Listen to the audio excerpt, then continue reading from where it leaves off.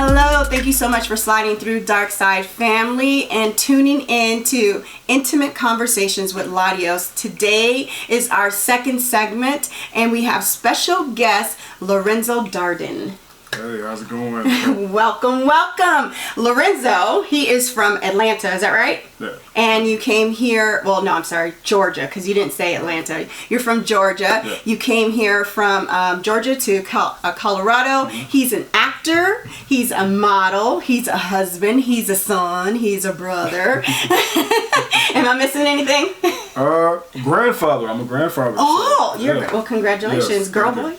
Girl. Girl. Beautiful chocolate baby girl. Yeah, I like chocolate. I like chocolate. Yeah, so today I wanted to come on and bring you on the show. We're going to talk about a couple of different things. We're going to talk about your history, like where you from, what you do, how'd you come here, how did you get into acting. I've been like tuning in on a lot of your TikTok videos, which I'll mention throughout the thing. Gotcha. And so, like, tell us a little bit about yourself. How did you get to Colorado, and how did you come into, you know, the entertainment business and modeling and whatnot?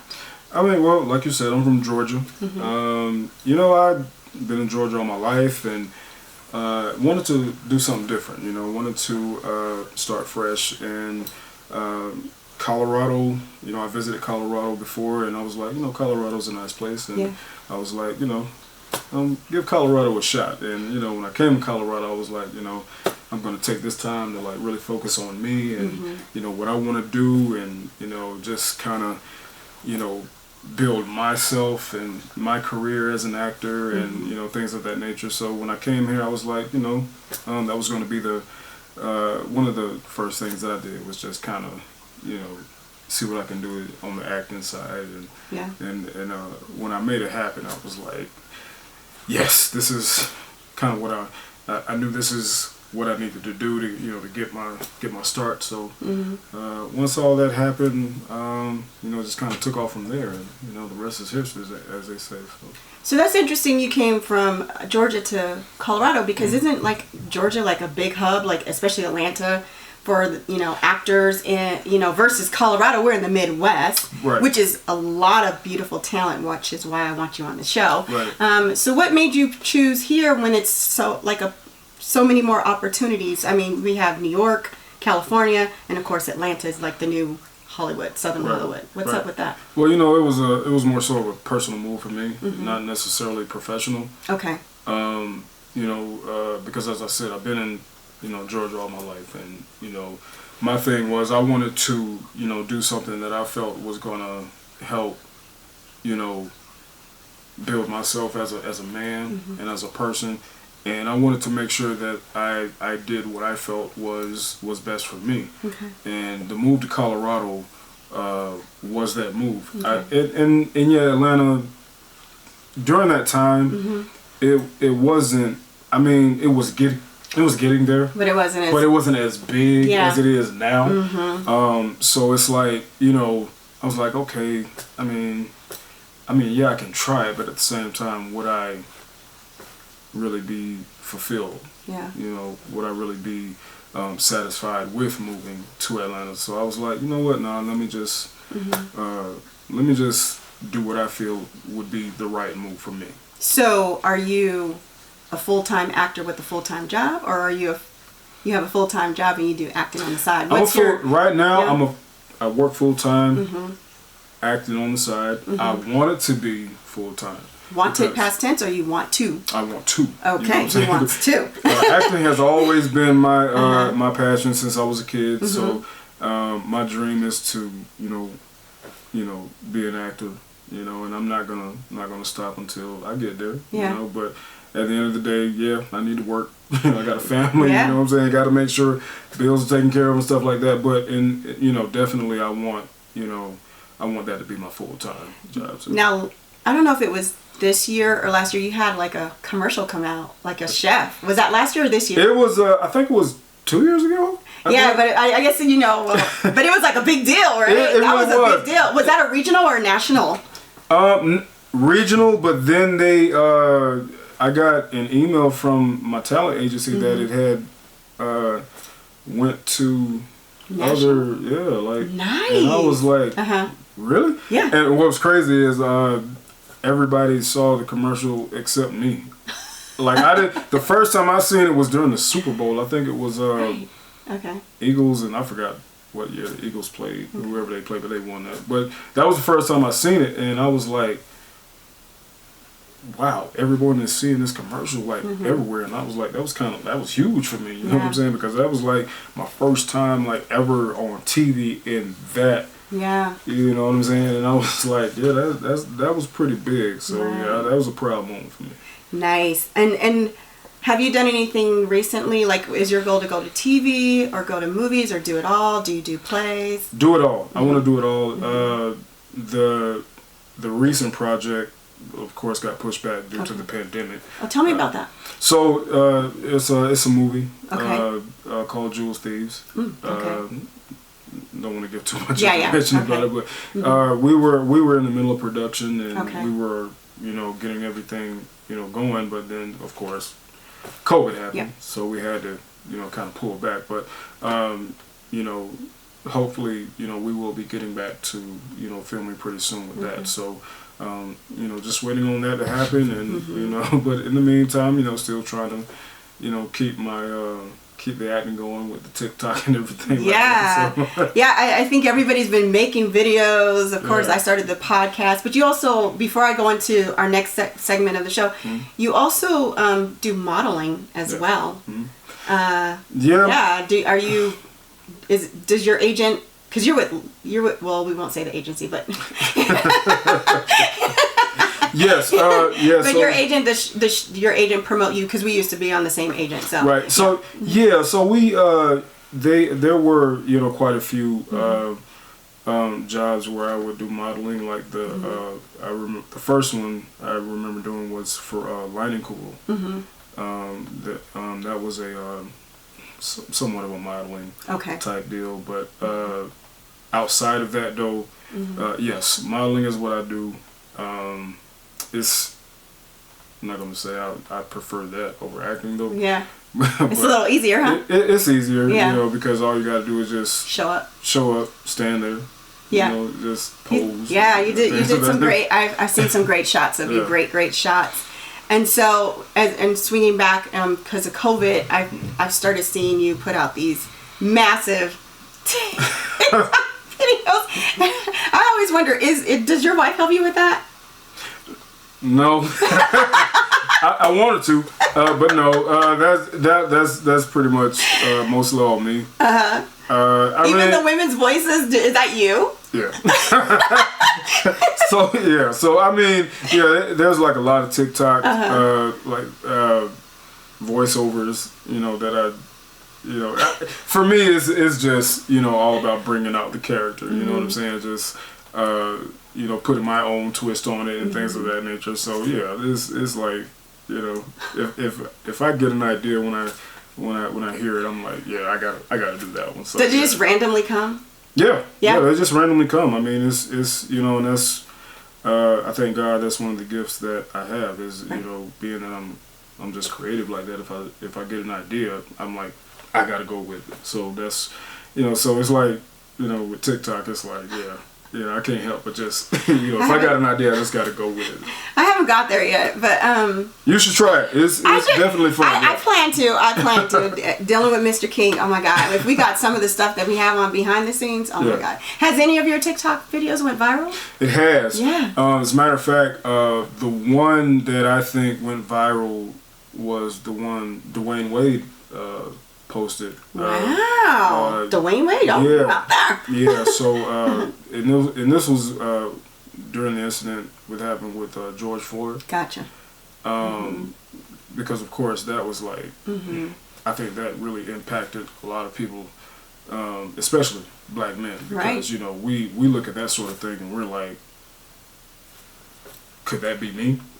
Could that happen to me next? Yeah. And that was and it was a very emotional post when I did it, because I was like I was like in tears when I did it, because I'm like looking at this man, and this man like literally lost his life in front of us. Yes.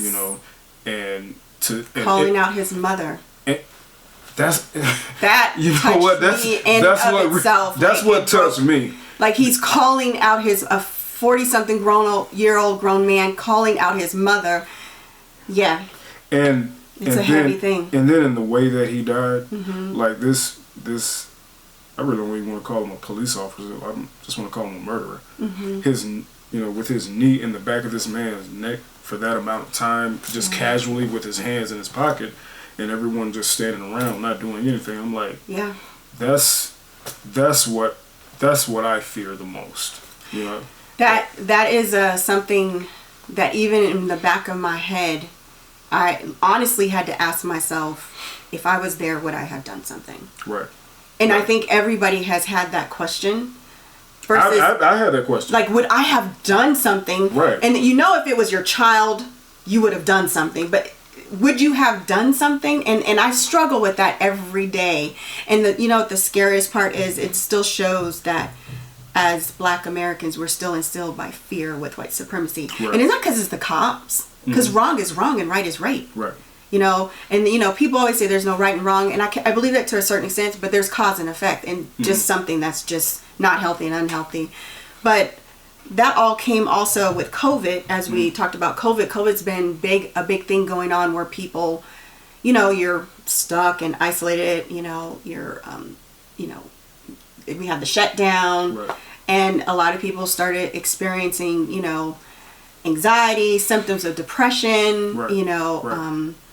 And some people realized they had some mental health issues going on, and so I know that I've seen posts on social media that you've targeted that that you suffer from depression and mental health. Yeah. And I thought that was so brave, because a lot of Black men don't admit to that or even acknowledge that, let alone deal with it in and all of itself. And it comes out in different ways. Right, absolutely. Yeah. And see, that's the thing, though. That's I'm a big advocate when it comes to mental health awareness, because I feel like everyone needs to be aware of this thing, because it really does affect a lot of people, especially those who may be afraid to talk about it, right. Even admit it. Right.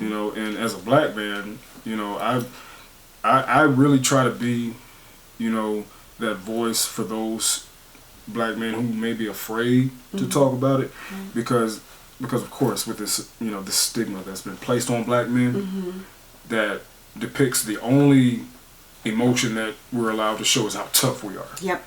Right?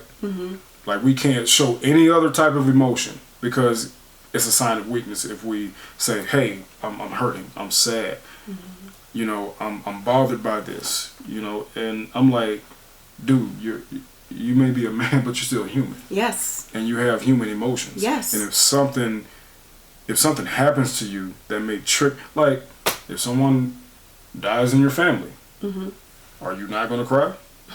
Are you just going to sit there and be tough and be like, yeah, whatever, they gone now?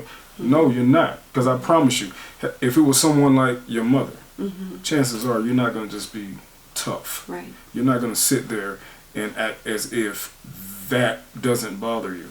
Right. You're going to look at that and you're going to say, the one person who actually believed in me is no longer here. I'm bothered by that. Right. And there's nothing wrong to express that.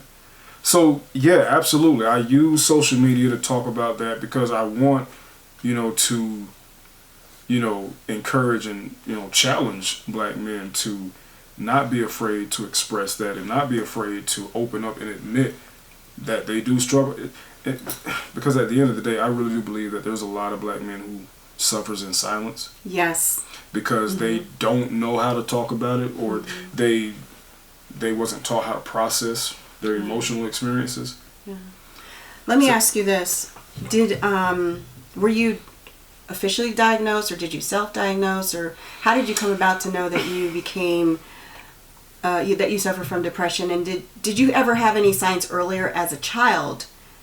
And was this kind of an onset kind of thing? It was more so self-diagnosed. What were the symptoms for you? Like what was the breaking point for you to know that?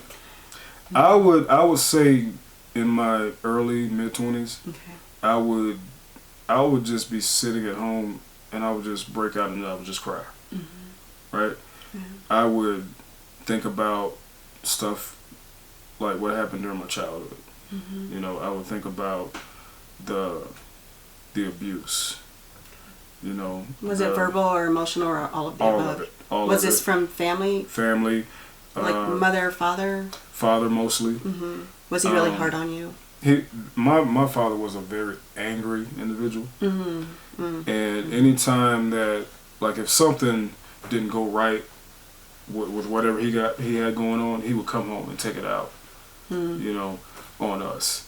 And it was verbal, physical, and I was like, I couldn't really comprehend it at that time because I was a kid, but as I got older, I was like, man, I was like only 6, 7, 8 years old. Like, I didn't do that to you. What you come home taking it out on me for? And then, but you know, again, at that time as a kid, I couldn't really comprehend what was going on. But as I got older, you know, I could see how it really affected me because of the way that I would act towards, you know, others, and you know, and like I said, I would just out of nowhere, I'd just be crying, and you know. Did you? So you're married now, and then, but when you found out, did you go get counseling, or because I know there's a stigma also with black men about getting counseling, therapy. Right. And I did, and at first, of course, I did have my reserve because actually I did try to. You know, reach out and talk to somebody about it, but because of how, you know, it was received and who I talked to at the time, it just, I was like, yeah, I'm not. Right, you're not feeling that person. No. Understandable. And these were pastors and you know, church members. You know what I'm saying? So that could definitely play a role in that too. There's always history about that, and you know, the judgmentals and the innuendos in the back of your mind. Like, are you really trying to help me? Or exactly. Yeah, there's a big stigma with you know, going to counseling, psychology, and psychiatry, but you're not on any medication or anything like that. No. And then how has that played on in your relationship with your wife right now? Is your support system strong? Because do you have bouts? How does she handle that? How does she support you when those times hit, when those low times come through? Well, first off, shouts out to my wife for being there, because I know it has. Say that to the camera. Shouts out to my wife. Yes. Hey, love you, Stephanie. Black love exists. Exactly. Black love matters. But yeah, I know that I put her through some things that may have affected her in a huge way, that, you know, made her feel like, you know, I don't know if I can do this. You know, this man is kind of crazy. You know what I'm saying? This man is like really, you know, but at the same time, you know, she does, like, you know, she pulls back. It's like, you know what, maybe something is going on that maybe I don't really know, or as a matter of fact, counseling, she suggested that I get counseling. So that in itself was like, okay, at least she's not saying I don't want to deal with him anymore. I don't want to. No, she's saying, okay, I love this man enough to say, let me, because I can't do it, but let me figure out what other avenue I can take to support him. Yeah. And when she suggested me getting counseling, I was like, yeah, I don't know about that, you know, because I've tried that, but I was like, yo. It's really important to have a good support system. So I give shouts out to your wife too, because even a lot of people, I think what helped is that you knew, and because you made it known to her, that it helped to the necessaries for you guys to keep and cohesively work together to battle this illness.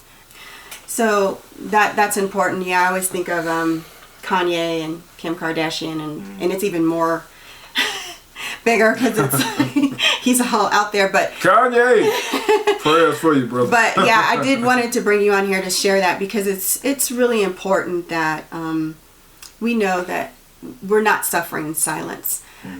Now, with that, I do want to play a game. Okay. Okay. All right.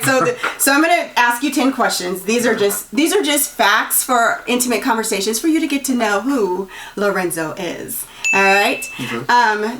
And you can answer them accordingly. What's your favorite food? Fried chicken. I'm from Georgia. Fried chicken is my favorite. I can eat it all day. Can you make some fried chicken? she's all quiet. She can. Can she throw down? She can. Yeah. So yeah, when she do her chicken, and I think she makes a mean. She cooked great. Period. So I can't really think of the dish. Yeah, it's like you like them all, huh? I like them all. So. All right. So are you suspenders or belt man?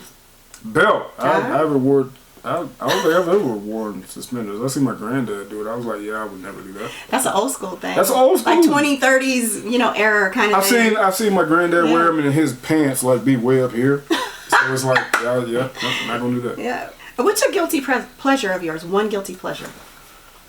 Oh man, I don't know if it's a guilty pleasure, but I'm a big cigar whiskey man. Yeah, that would and be listen a to guilty jazz. Pleasure. Nice. And again, that I do that too because my granddad did it. Yeah. My granddad. I've seen your videos of you listening to the jazz. Yeah. What's your favorite season of the year? Fall. This year. Oh, this so season. it's happening. I love it. I love the scarves. The sweaters and things. Plus, it's just the overall. The hats, the kangaroo. Yes. Yes. You see it. Name one physical characteristic that you like about your wife. Huh.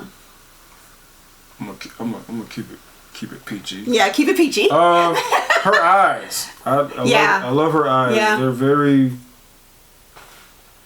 very, They're very sexual and sensual. Very deep. Yeah. They're just, but they also, let you know I don't play that. Yeah. So I can see that. She had on that mask like, hello. Yeah. She made it known. I'm here too. Yeah. I like that. What's your favorite movie? Ooh.